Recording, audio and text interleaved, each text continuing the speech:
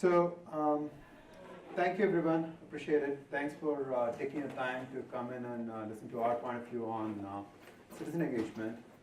And I just will start by introducing myself. My name is Balaji Sundaram, and I'm part of Verizon Smart Communities and Venues practice based out of San Francisco Bay Area.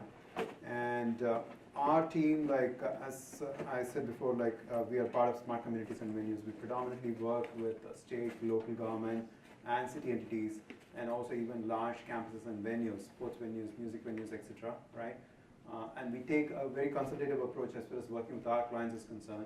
When I say consultative approach, what I mean by that is we try and understand what their strategic and operational challenges are around urbanization, transportation, mobility, etc. Right?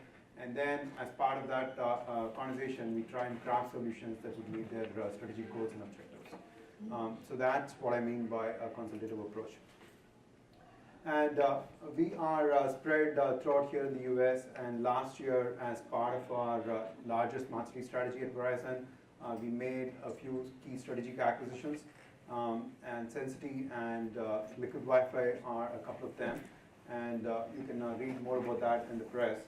And with that, I'll just get started on the presentation. So before I get going, I just wanted to see who here in the room is part of the citizen engagement teams within your organizations. Anybody over here actively engages with your end customers or intermediaries?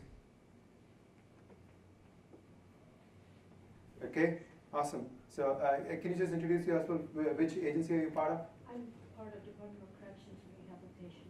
Awesome. Okay, got it. Yeah, I did see that you signed up for it from the department. So can you help us understand what are some of the key challenges from a citizen engagement point of view that Department of Correction faces? Probably you can come over here to the mic. I think it's more of a... We'll just stand by. You can always just walk it on over. You can figure out how it works.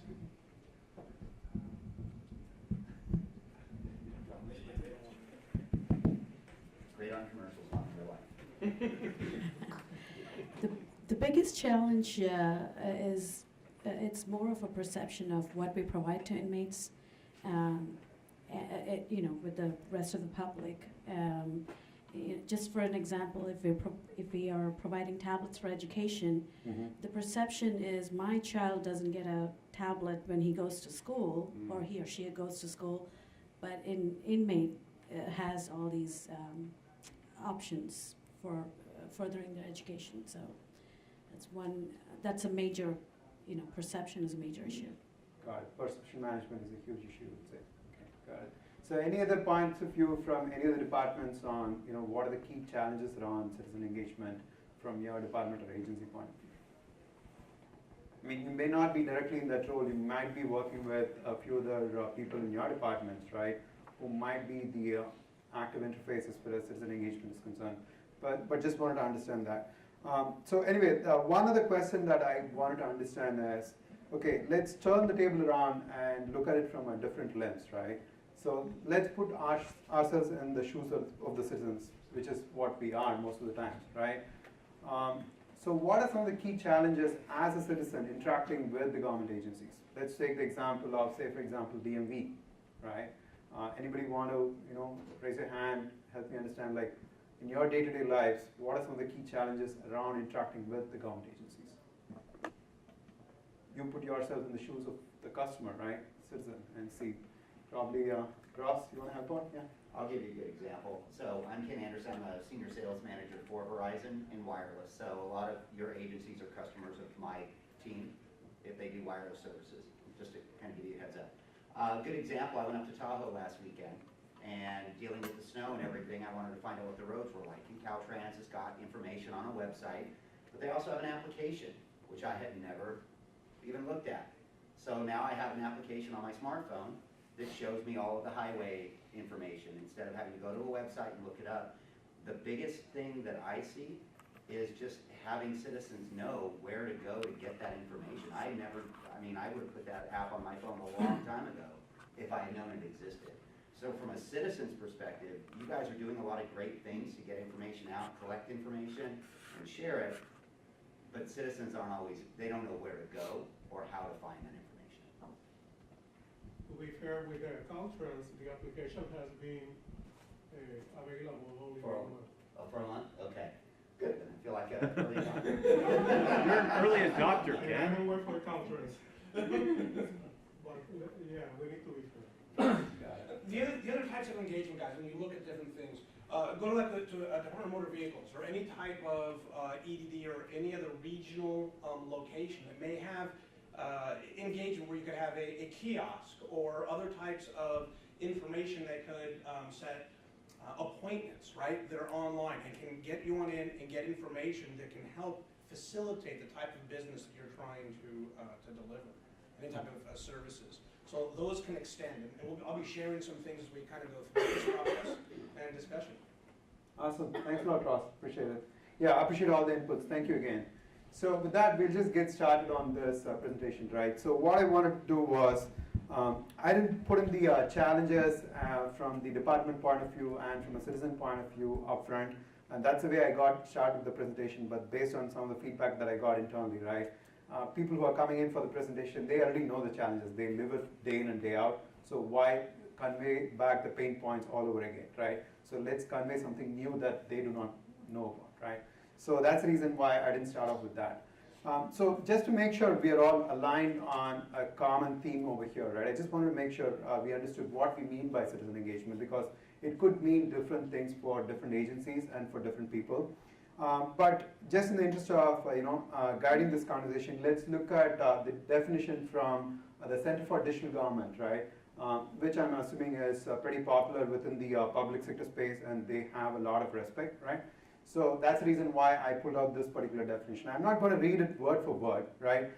But what I would call out as part of this particular definition is that at a very basic level, citizen engagement is nothing but interaction between consumers and citizens and the government, right? So that's all it's all about. But what is that interaction going to give us, right? The outcome of that interaction is it needs to enhance the quality of life of the citizens, right? And the well-being of the overall community. So that's the overall goal that we're trying to achieve as part of that interaction. So, I mean, you can read the definition word for word over here, but with that, I'll just get going on this presentation. The next one I just want to call out from textbook definitions like this, right? The ones from Center for Digital Government or any other entities, right? Is that there are a few things that gets lost in translation, right? A couple of things that I would call out that gets lost in translation. Number one, right, when we talk about citizen engagement, people predominantly tend to think that as it's a one-way communication. It's a government providing the citizens with the information, right? Whereas that's not the case, that's a misconception. It's a two-way communication between the citizens and the government. It's not only the government providing the citizens with the required information, but the citizens also providing back the government with the required feedback and any other information that the government might be requesting at different points in time, right? So that's something that is very important that we need to keep in mind as part of citizen engagement.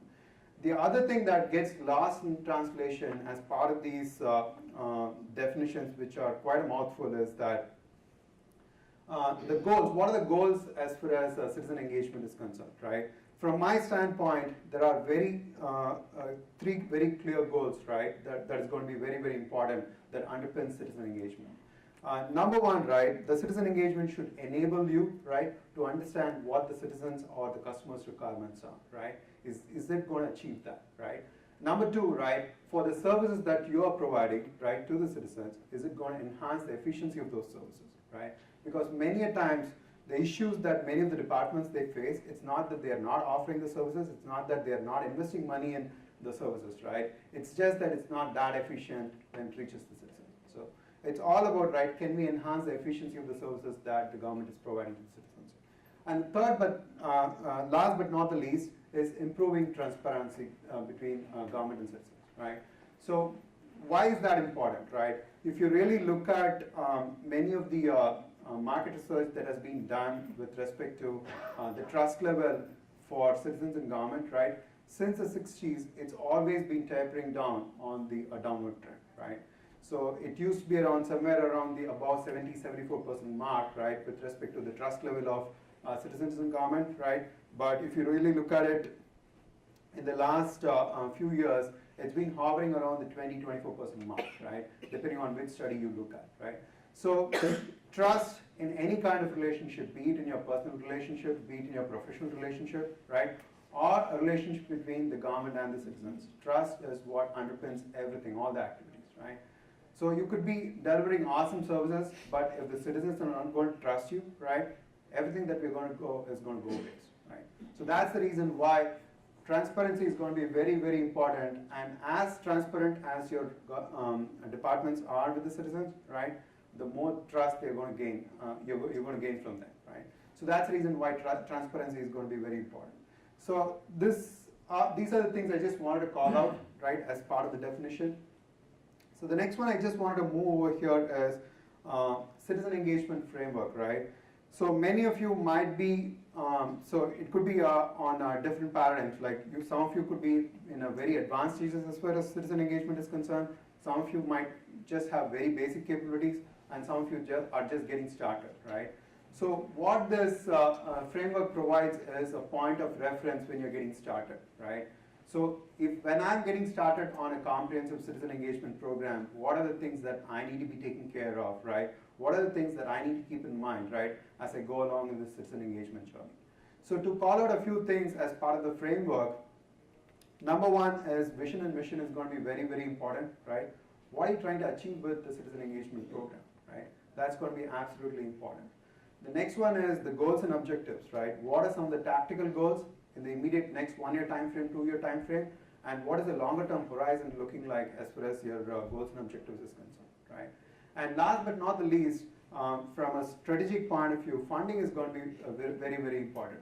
Depending on the scale of your citizen engagement program, it could be a very simple one, like say for example, opening up a channel on a social media, right? It could be on Facebook or LinkedIn or Twitter, whatever it is, right? Or it could be a much more comprehensive program, right, where you want to achieve the highest level of maturity as far as your citizen engagement program is concerned, and your enabling capabilities, right, in order to achieve that maturity level, right? So depending on where you want to go with your program, right, funding is going to be absolutely important. So other than that, a few of the things that I would call out is, when people think about engagement with citizens, they think that, you know what, it's always about face-to-face interactions or it's always about online interactions. But communication model can be either active or passive, right? Many times you can collect information back from citizens in a passive mode also, right? So the communication models, you need to think very broadly as far as communication models is concerned. And a few of the things like when you go through a comprehensive program, measuring the success of the program is going to be absolutely important, right? So, okay, I got started on this program right now.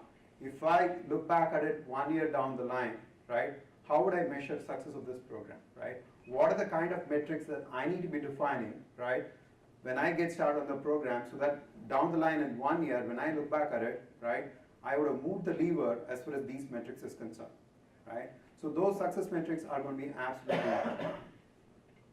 And of course, the one in the blue over here, it provides you with the different flavors or channels with which you can engage the citizens, right? I mean, one thing I would call out over here, it's not very technology centric, right? Technology, of course, is a component of it, right? But what should not be forgotten is that the traditional offline model, right, is also going to be absolutely important, because the stakeholders that we are dealing with over here is pretty broad, right? Not everybody is digital savvy, right? There are going to be segments of the population who may not be digital savvy, right? And there could be segments of the population who are millennials who are only all about online, right? They don't even want to come into the city halls or into the agency office, right, to provide you with feedback on any kind of information, right? So it's a broad spectrum of people that we need to be factoring in as part of the citizen engagement strategy. So with that, I'll move on to the next one, which is the citizen engagement journey, right? So as I said, like before, to reiterate that point, citizen engagement, when you are trying to move up the ladder on your citizen engagement program, it's not just all about opening up a Facebook page or a Twitter page or a LinkedIn page, right? It's much more beyond that, right?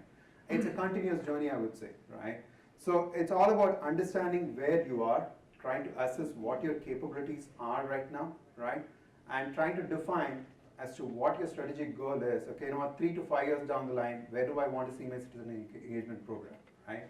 and then try to do a gap assessment. Okay, you know what, I'm here right now, I want to be here in 3 to 5 years down the line, right? And what are the list of projects or initiatives that I need to kick off, right, in order to achieve my strategic goal, right, 3 to 5 years down the line, right? And those could be small project initiatives that would ultimately accumulate and help you in achieving your larger strategic goal, right?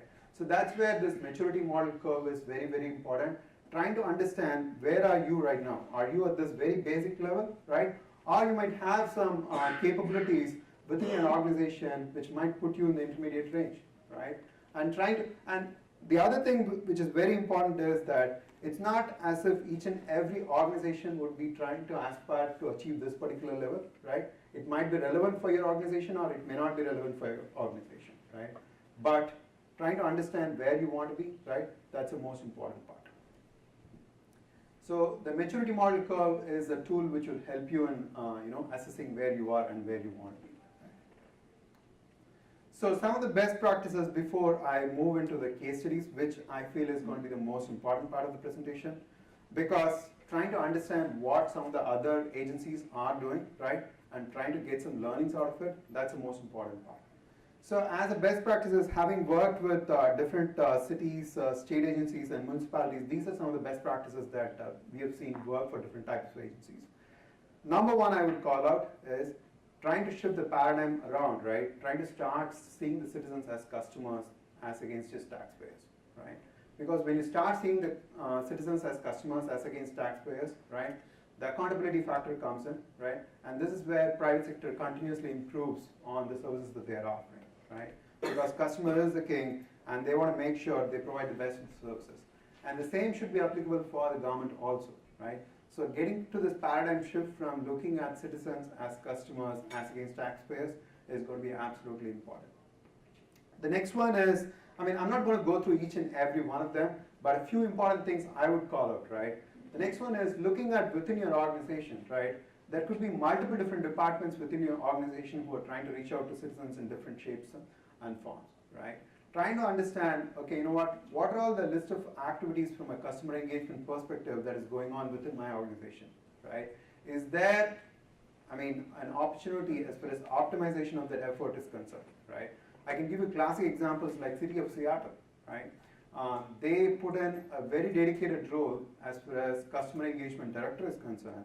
And one of the very first things that she did as soon as she took on the role, right, was looking at not trying to define a new strategy in a program, right, but trying to look within the four walls, trying to understand, okay, which parts of my organization are reaching out to different parts of the community, right?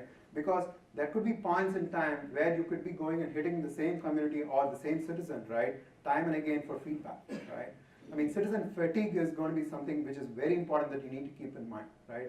That's the one over here. Because it's not only the government agencies who are trying to reach out to these citizens, right? A number of different private entities also, everybody wants feedback, right? Which kind of business would not like to have a customer feedback, right? Even when you buy a small thing online, right? Immediately the manufacturer, somehow or the other, they get your information and they get your profile, right? It could be your home address or it could be your email address. The first thing that they do is reach out to you for feedback, right? So with all these different kind of businesses trying to reach out to the people for their feedback, right? Why should they care about providing feedback to you? Or why should they care about engaging with you, right? So that's something that we need to be seriously thinking about. So trying to look within your four walls, trying to optimize the citizen engagement activity, right? And have a coordinated effort across departments, right, for your citizen engagement program is going to be absolutely important. And we already talked about success metrics before, so I'm not going to reiterate on the success metrics.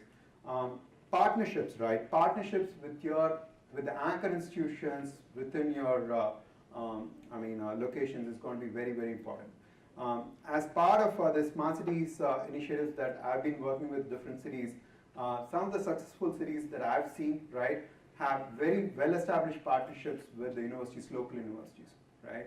Because they can be a treasure trove as far as providing valuable research activities is concerned, and they are continuously on the lookout, right, as far as opportunities for research is concerned. On the other hand, government agencies are short of resources, right? So it could not be a much better match, right, between universities as a community anchor institution and the government agencies, right? So partnership between governments and university institutions, I would call it as a very important best practice.